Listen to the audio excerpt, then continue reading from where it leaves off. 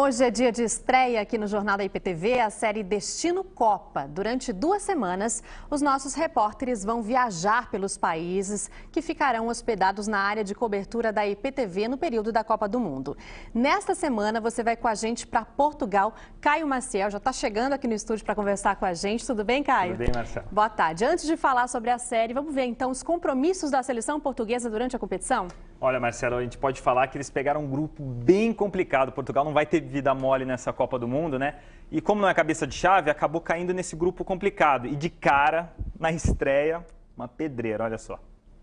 O grupo G tem, além da seleção portuguesa, a Alemanha como cabeça de chave, os Estados Unidos e também a seleção de Gana. O time de Cristiano Ronaldo estreia no dia 16 de junho contra a forte Alemanha. Depois volta a campo no dia 22 contra os Estados Unidos e fecha a participação na primeira fase dia 26 contra a Gana. E quem é aqui da região vai ter a oportunidade de ver a seleção portuguesa em campo antes mesmo da estreia. Serão 2 treinos abertos aqui em Campinas. Nos dias 12 e 18 de junho, Portugal treina no estádio Moisés Lucarelli a partir das 10h30 da manhã. O comitê organizador ainda não definiu os critérios para a distribuição dos ingressos. Vão ser 10 mil pessoas em cada treino. O que já se sabe é que quem assistirá ao primeiro não vai poder assistir o segundo. Assim, as pessoas vão ter mais chance de assistir de perto a seleção portuguesa e, claro, Cristiano Ronaldo. Então vamos lá, chegou a hora da gente começar a nossa viagem para Portugal, é isso? Exatamente, a gente viajou bastante, Marcela. Percorremos mais de 7 cidades nesse país fascinante e encantador que é Portugal. O mais incrível, eu achei que ia atravessar o Atlântico, chegar na Europa e poder falar o português, né? É algo muito interessante mesmo e a gente se sente em casa. Vamos mostrar a partir de hoje, então, as tradições, a cultura desse país tão encantador que é Portugal.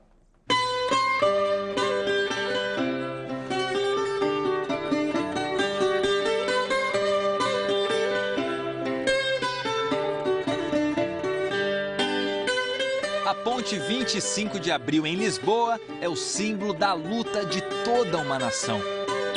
Neste dia, em 1974, a Revolução dos Cravos começou a escrever a história recente do país mais ocidental da Europa. E estar em Portugal é mesmo viajar no tempo a todo instante. Lá de cima, o Castelo de São Jorge, núcleo de uma capital medieval que conserva características de um passado de forte influência árabe e romana. História que convive em perfeita harmonia com a modernidade. Provas disso são os tradicionais e eficientes bondes elétricos, que hoje dividem espaço com os carros em muitas das estreitas ruas da metrópole. Para entender o verdadeiro espírito português, fomos além de Lisboa. Percorremos mais de 2.000 quilômetros, passando por 7 cidades.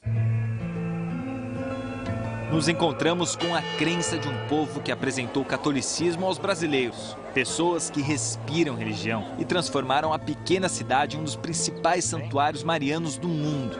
A fé que atrai milhões de pessoas todos os anos até aqui, Fátima. E seja qual for a religião ou crença, é impossível não se impressionar. Sou de uma família muito cristiana. Sou de uma família muito cristã e meu grande sonho era vir até aqui e conhecer o lugar onde aconteceram vários milagres. Tenho uma grande devoção pela Virgem, nossa Mãe Maria. Nossa Madrecita Maria.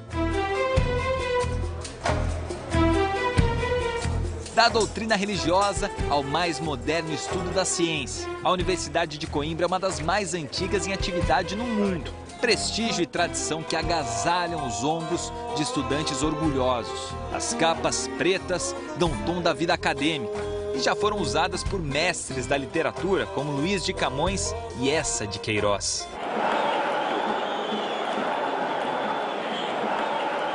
Por todo o país, o futebol é uma paixão. Em Braga não é diferente. É o esporte rei, como eles mesmos dizem. Eu gosto muito do meu Braga, eu deliro com o futebol.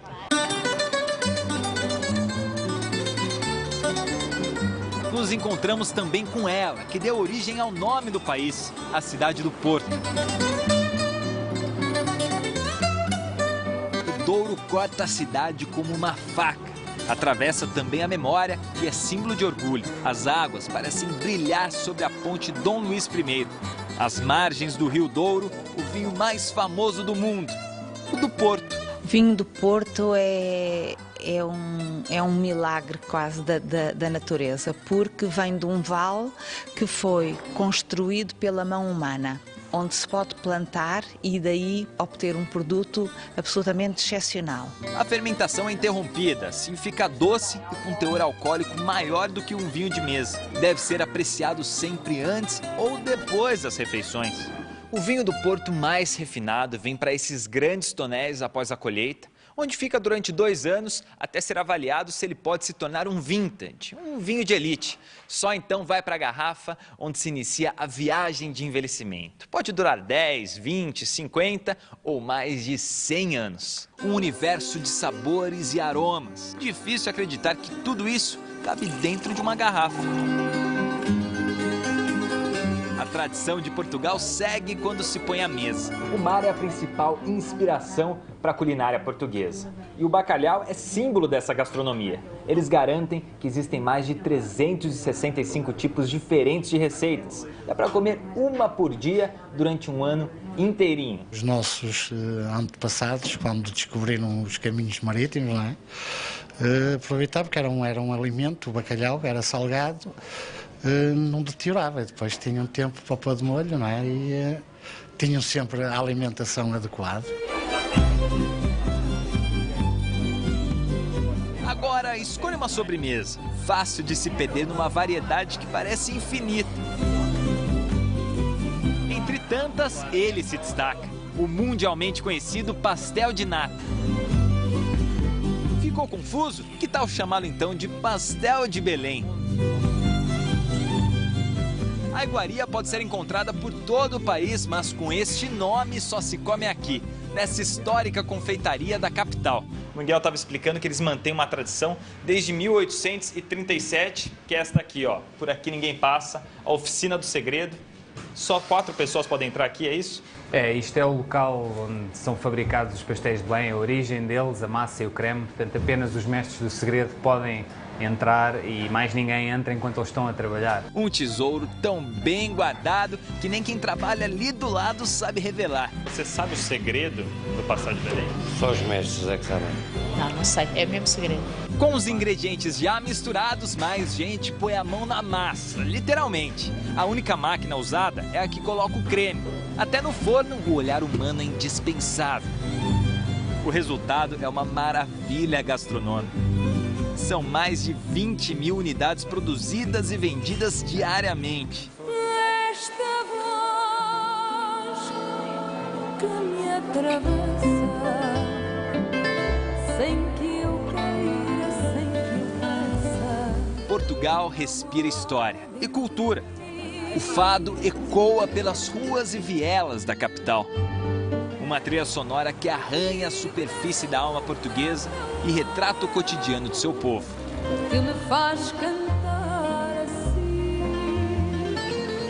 Representa aquilo que é o espírito de ser português e a alma de ser português, portanto, ou seja, nós no fado conseguimos sintetizar as histórias todas da vida e todos os fenómenos que acontecem na vida.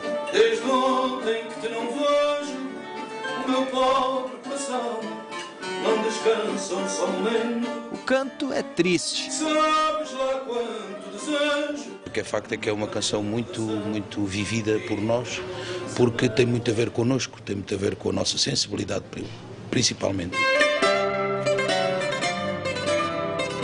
Na língua portuguesa, a palavra fado significa também sorte ou destino. Isso tem tudo a ver com a gente. O fado português foi encontrar o Brasil na época das grandes navegações. Por isso, andar por Portugal é assim, ora pois, se encontrar com uma cultura tão distante e ao mesmo tempo tão próxima de nós. Quanta coisa interessante, que gastronomia, né? Deu água na boca, imagino que você tenha passado bem por lá. Eu não engordei, se é isso que você quer dizer, viu, Marcelo? Eu voltei no mesmo peso, mas comi bem. Tá certo, e amanhã tem mais, né? Tem mais. E na próxima reportagem a gente vai mostrar a relação histórica que existe entre Brasil e Portugal. Em quase todos os lugares são muitas as referências à Era das Navegações e ao nosso país. Nós visitamos o Palácio de Queluz, onde o imperador Dom Pedro I nasceu e morreu. Tudo isso amanhã. Não dá para perder não aqui no Jornal da IPTV, então a gente se vê amanhã. Até lá, boa tarde.